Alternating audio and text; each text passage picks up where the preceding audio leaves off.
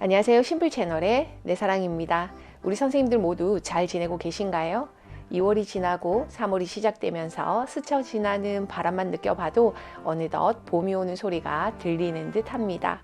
통도사의 홍매화는 예전부터 꽃을 피워 관광객들의 발걸음을 붙잡고 제가 다니는 화훼단지에서도 봄맞이 준비로 바쁘신 농부의 손길이 닿고 있더라고요. 오늘은 정화할 수 있는 내용 중 책 속의 영상이 아닌 돈을 정화하는 식물을 소개하려고 합니다.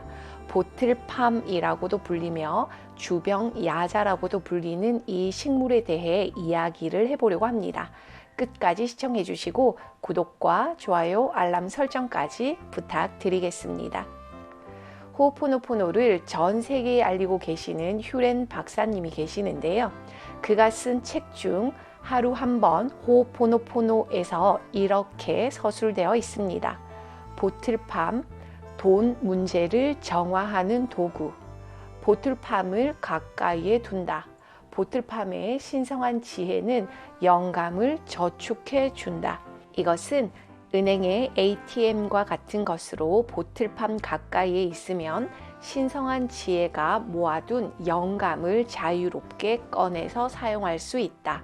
또한 경제적인 문제도 정화해 준다라고 말입니다. 그리고 호오포노포노 실천법에도 보틀팜은 경제나 금전 문제에 대한 정보와 관련해 기록하고 있습니다. 참고로 정화하는 데 있어서 보틀팜만이 좋다는 이야기는 아니고 블루솔라워터, 노란색의 은행잎, 감잎, 녹색의 단풍잎, 분홍색 백합, 카사블랑카, 그리고 하호법, 명상, X 이미지 표시, 지우개 달린 연필, 내면화의 돌보기 등 정화의 실천법으로 여러 가지를 서술하고 있습니다. 신성한 지혜가 모아둔 영감을 자유롭게 사용하고 돈을 정화해 준다는 보틀팜. 보틀은 말 그대로 술병을 의미하는 말로 주병이라고 하고 팜은 야자니까 한국에서는 보틀팜 또는 주병야자라고 불립니다. 아주 오래전 저는 보틀팜이 갖고 싶었습니다. 꼭 영감을 사용하기 위해 또는 금전적인 문제를 정화하기 위해 갖고 싶었던 것은 아니고 한국에서 구하기 힘든 희귀식물이었기에 더 갖고 싶었던 마음이 컸습니다. 지금 제가 희귀한 몬스테라 알보를 갖고 싶은 것처럼 그 당시 지금과 같은 마음이었습니다. 다시 돌아가서 그 당시 한국에서 보틀팜을 구하는 것은 쉬운 일이 아니었기 때문에 보틀팜 씨앗을 어렵게 구했습니다. 그리고 씨앗부터 발화시키고 공을 들이면서 열심히 키웠고 잘 크는 듯 하더니 어느 정도 크다가 얼마 살지 못하고 머나먼 곳으로 보내게 되었습니다. 그 일이 있고 나서 보틀팜은 나와 인연이 없다고 생각해 보틀팜 키우기를 포기했었습니다. 보틀팜뿐만이 아니라 미니멀리즘을 실천하면서 키우고 있던 모든 화분들을 정리했습니다. 여기서 참고로 조금만 더 이야기를 보태면 제가 가지고 있는 물건들을 정리하면서 저에게 있어 가장 정리하기 힘든 부분 1위를 꼽으라고 하면 저는 식물을 정리하는 게 가장 어려웠습니다. 식물을 좋아하고 잘 키우시는 분들은 잘 아실 거라 생각합니다. 애정을 듬뿍 주고 내 손길에 길들여 있는 식물들을 정리하는 게 생명 있는 무언가를 정리한다는 건 저에게 있어서는 정말 어려운 일이었습니다. 이야기가 옆길로 샜는데요. 다시 보틀팜 이야기로 넘어가겠습니다. 희귀식물인 보틀팜을 키우고 싶다는 마음은 그냥 호오포노포노로 미용고사, 미안합니다, 용서하세요, 고맙습니다, 사랑합니다만 열심히 하는 게 전부였습니다. 그랬더니 어느 순간 보틀팜에 대한 미련이나 집착이 완전히 사라졌습니다. 더 이상 제 머릿속에는 보틀팜이라는 게 없는 거죠. 2019년 봄부터 2023년 봄까지 저와 함께하고 있는 보틀팜을 소개합니다. 식물에 대해 크게 집착하는 마음을 버리고 죽으면 안 된다라는 강박적인 마음도 정화했더니 저절로 잘 크고 있습니다. 그것은 충분한 햇빛과 깨끗한 물, 그리고 바람이 보틀팜을 키워주고 있습니다. 매년 여름에는 새로운 촉이 3, 4주마다 하나씩 올라오는 것 같습니다. 미니멀한 집이 텅 비어 있어 썰렁했는데 초록색의 식물이 싱싱하게 자리를 지켜주고 있어 기분 좋은 느낌입니다. 참고로 조금 더 이야기를 해보면 마당에 심어놓은 보틀팜은 며칠이 지나지 않아 결국 냉해 피해를 입어 먼 곳으로 먼저 갔습니다. 몇 년 전 한국현대최면 마스터스쿨 홍대센터가 개업을 하게 되고 저는 개업 선물로 적당한 크기의 보틀팜을 보냈습니다. 중간 정도의 보틀팜이기 때문에 냉해로 죽지 않을 거라 생각하고 보냈으나 결국 아주 추운 겨울 어느 날 밤 그 친구도 먼저 보냈습니다. 왜냐하면 사무실에서는 한밤중에 히터를 켜지 않으니 그 추운 밤을 견딜 수 없었던 거죠. 저 또한 그런지 모르고 보냈던 거라 참 안타까웠습니다. 야자수라는 품종은 한국의 야외에서 추운 날 키우는 게 어려운 것 같습니다.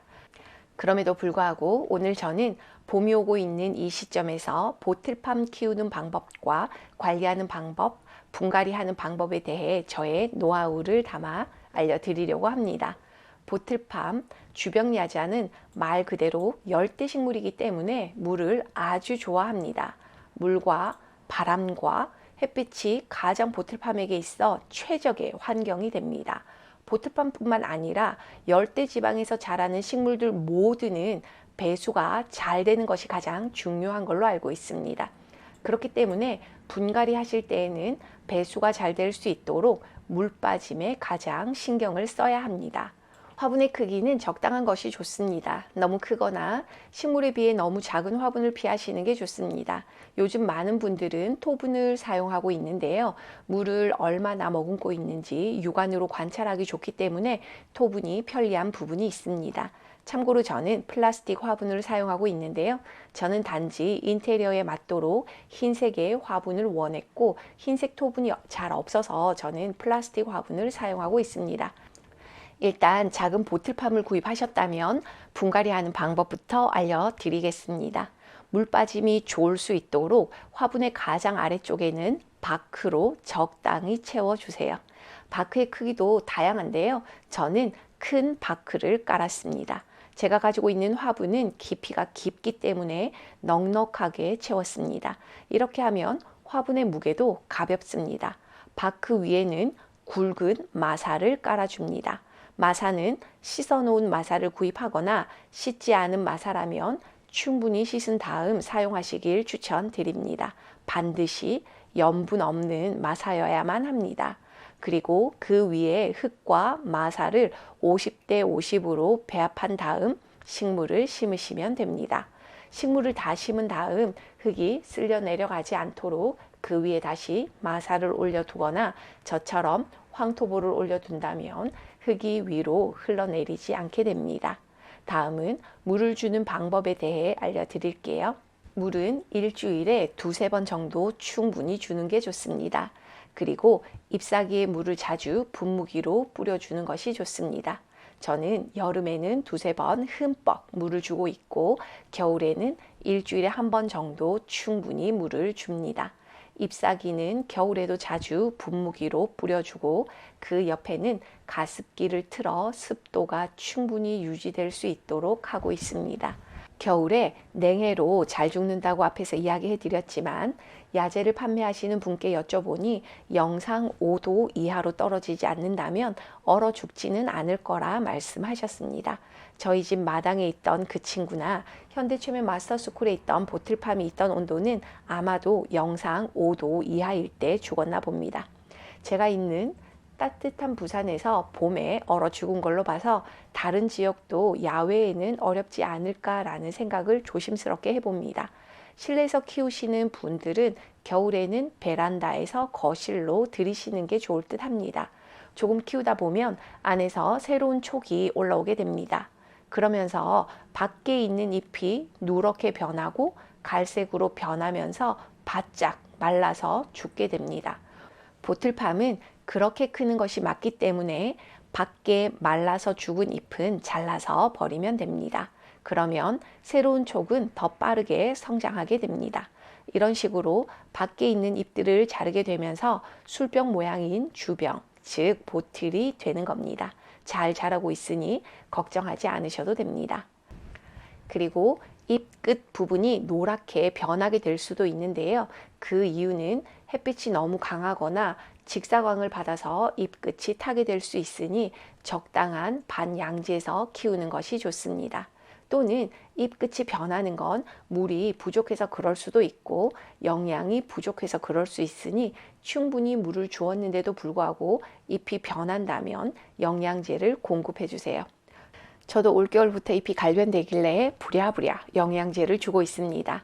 이 보틀팜과 제가 앞으로 얼마 동안 함께하게 될지 모르겠지만 함께하는 동안 충분한 햇빛과 물과 바람 그리고 과하지 않은 애정 한 스푼으로 키워보도록 하겠습니다. 오늘은 보틀팜에 대해 제가 알고 있는 범위 내에서 알려드렸습니다. 마지막으로 며칠 전 화훼 단지에 가서 찍은 보틀팜 사진을 보여드립니다. 올 봄에는 이쁜 보틀팜 한 그루 키워보시는 건 어떨까요? 오늘도 행복 가득한 날 되시고 우리는 다음에도 다양한 이야기로 만나겠습니다. 끝까지 시청해 주셔서 감사드리며 마지막으로 구독과 좋아요, 알람 설정까지 부탁드리겠습니다. 그리고 저는 심플 채널의 내 사랑이었습니다. 심플하게.